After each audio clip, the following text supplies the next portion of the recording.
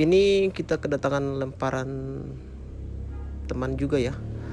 Vivo Y17S kondisinya bila dicas ada tampilan di dalam ya. Tapi handphone ini tidak terang ya tampilannya, seperti kasus kerusakan biasa, mati lampu ya bahasanya, bahasa teknisinya. Jadi akan kita segera repair. Dan untuk handphone ini emang sudah terbuka ya saat diantar sama teman, jadi kita akan repair.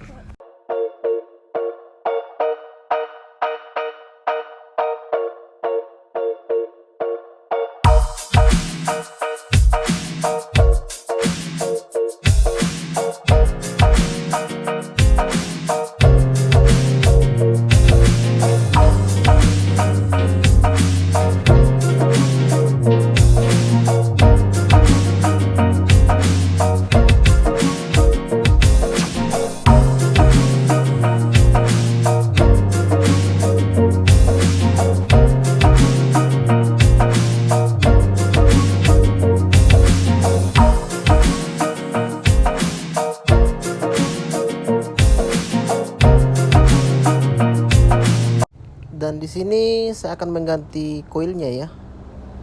Oh, dan ternyata koilnya emang lepas ya. Emang sudah copot ini. Berarti ini handphone ini pengaruhnya karena jatuh ya. Jadi koilnya terlepas dengan sendirinya nih. Oke, kita taruh flux dulu, terus kita resolder ulang untuk melemahkan timah bawaan pabrik ya.